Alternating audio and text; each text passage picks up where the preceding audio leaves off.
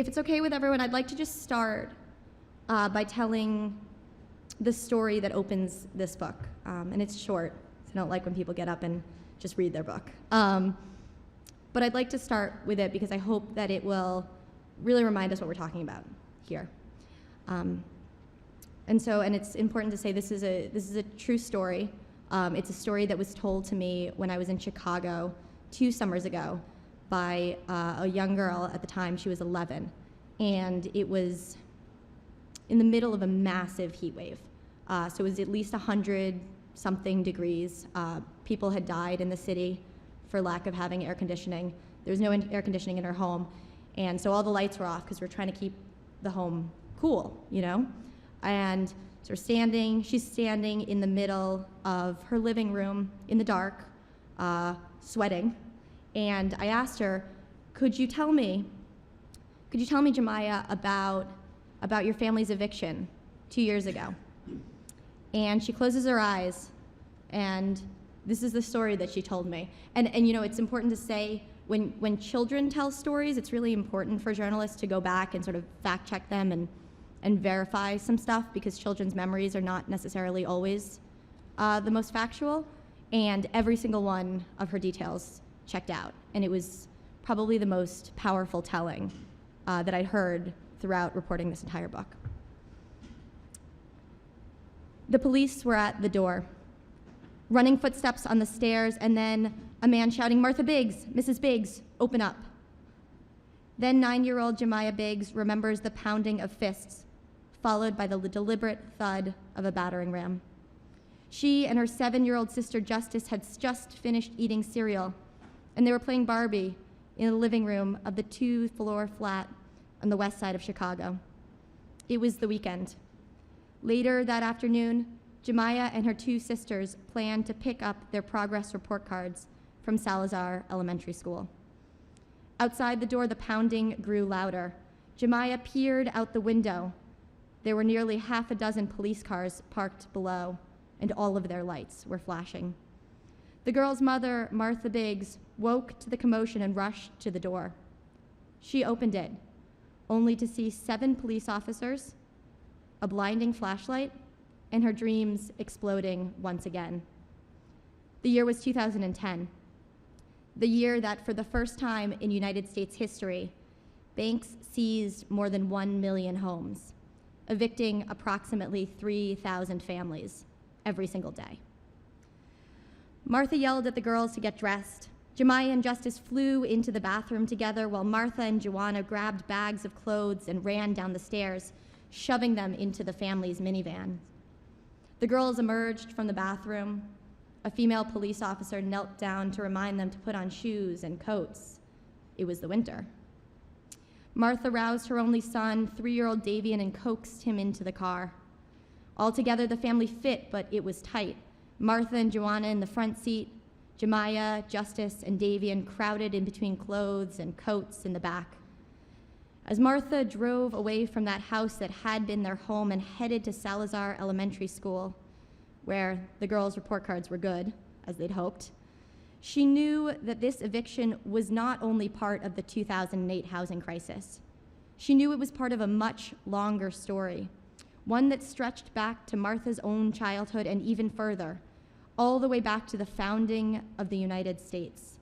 She knew it was a story of housing, race, and freedom that weaves through this nation's history like the crisscross stitches on the fabric of a quilt. Finally, Jemiah opened her eyes and said to me, "You know, when I was homeless, it wasn't like I was dirty, because my mom made sure I wasn't. But then I was going to school with everything on my mind of what had happened the other night. That last night I had gotten a house, but what about tonight? I might have to sleep in the car tonight. I might get a good meal tonight, but will I get a good meal? Will something go wrong? What will happen? How will I get home today?"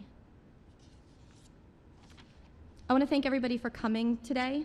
There's a few people to thank, so just bear with me. First off, obviously, I want to thank the Virginia Festival of the Book.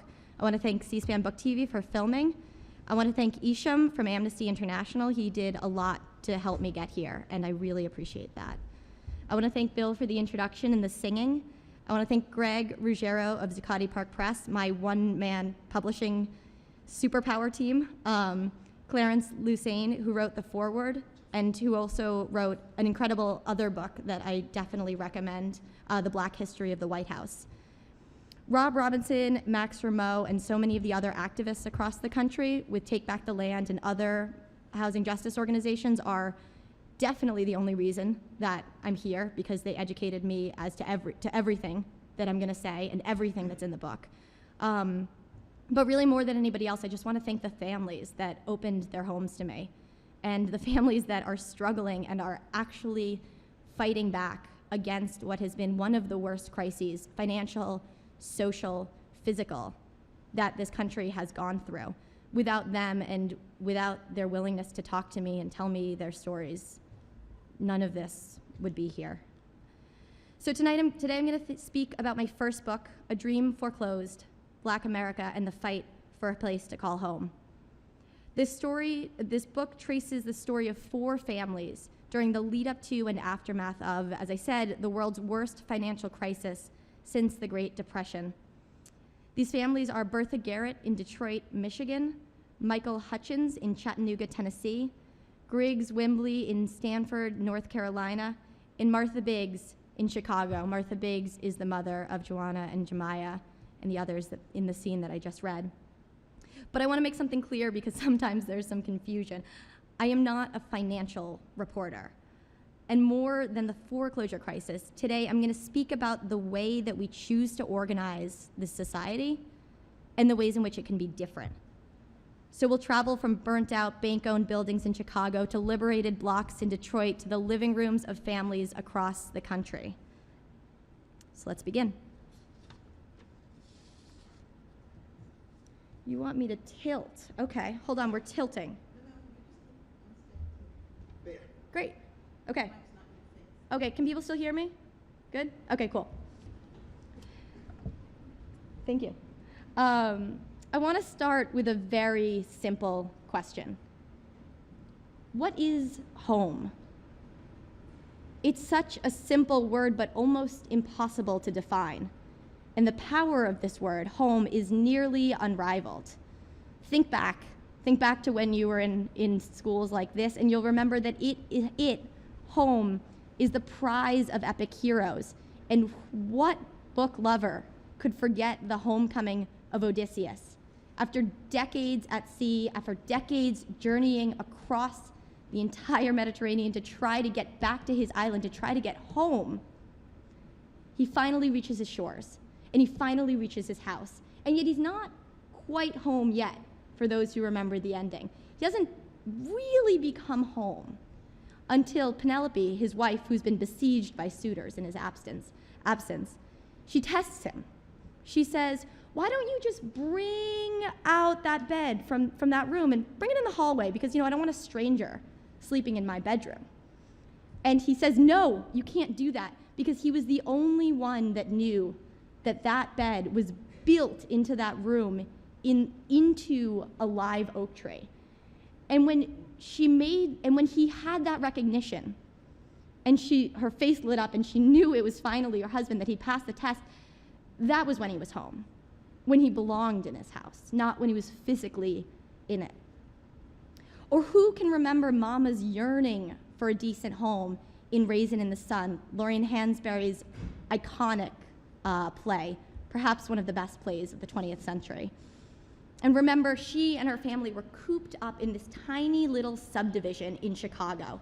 And remember why they were there, right? Because Chicago was completely segregated at the time. We're in the 1950s. And as a result of the massive redlining and the massive segregation, all of the African-American families in Chicago were cooped into tiny sections of the city. And as a result of the incredibly predatory practices of white landlords, there were 4 or 5 or even 6 families living in what should have been a one-family's apartment. And even the place starts, right, with one of her daughters peeking out the hallway trying to find out if the bathroom is unoccupied. And so finally, Mama explodes. and she says, I will work 20 hours a day in all of the kitchens in Chicago. I will strap my baby on my back if I have to and scrub